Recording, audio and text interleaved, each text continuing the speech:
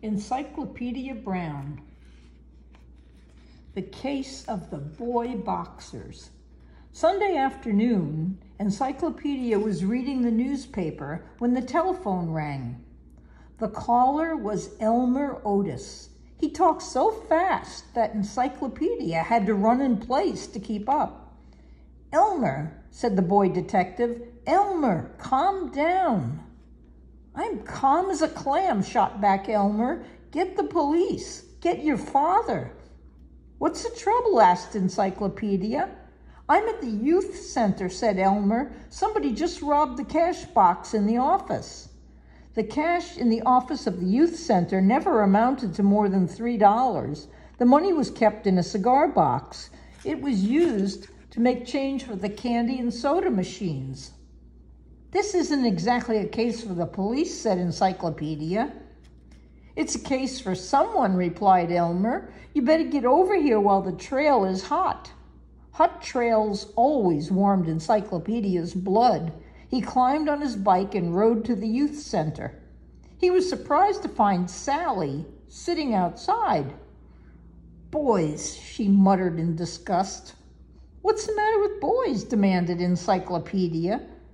"They do more talking than punching," answered Sally.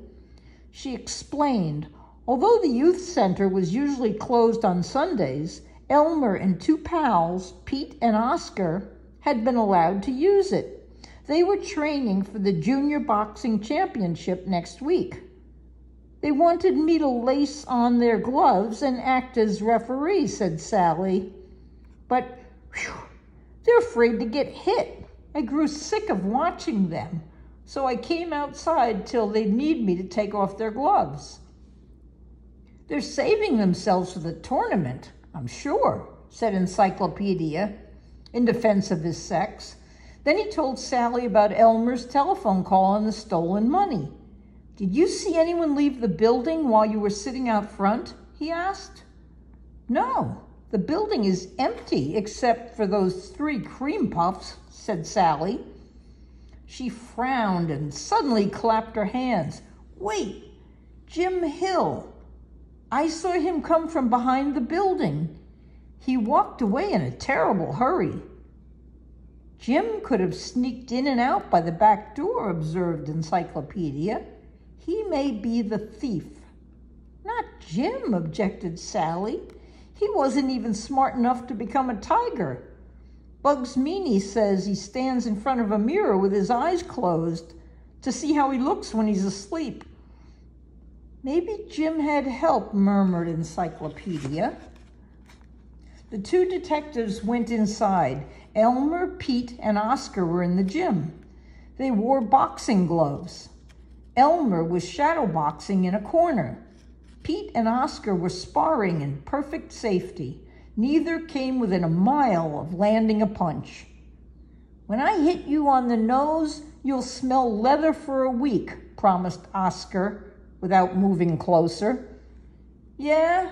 Well, if I hang one on your chin, your socks will fly off," retorted Pete, keeping his distance.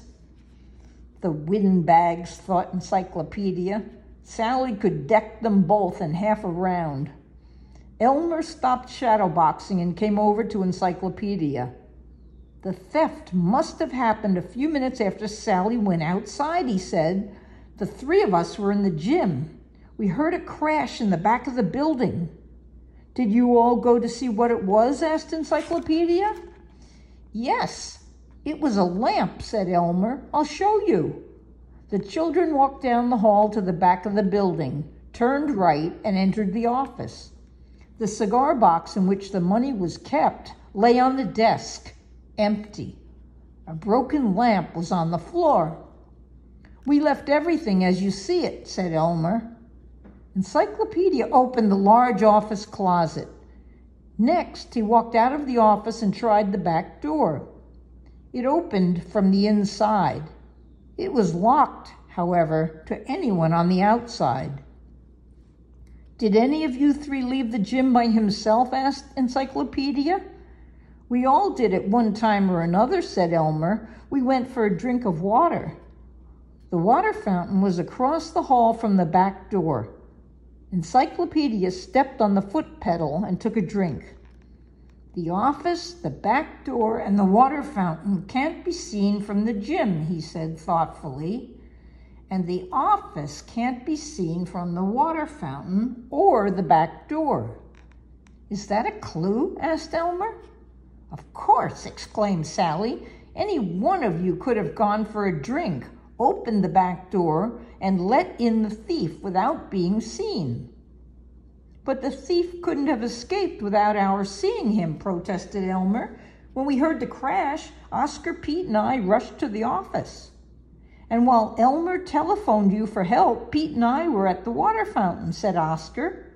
The thief couldn't have slipped past us. The thief didn't, said Encyclopedia. When he knocked over the lamp, he hid in the closet. Not until you three had looked around the office and returned to the gym did he run out the back door. Do you really believe one of us helped the thief? Asked Elmer angrily. The other way around, said Encyclopedia. The thief helped one of you. Whom did Encyclopedia suspect? Solution to the case of the boy boxers. When Elmer went to the water fountain, he let in Jim Hill. Jim stole the money from the office. Jim might have got clean away, but he knocked over the lamp. So Elmer had to throw suspicion off himself.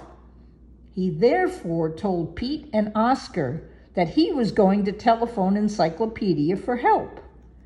When he reached the telephone in the office, he lost his head. He could not dial. He was wearing boxing gloves. He got Jim Hill, who had hidden in the closet, to dial Encyclopedia's number for him. Elmer hoped Encyclopedia would overlook the mistake, but Encyclopedia was not fooled. Elmer got the money back from Jim and returned it before the youth center opened on Monday. The end. Good night, Sophie. Good night, Sammy.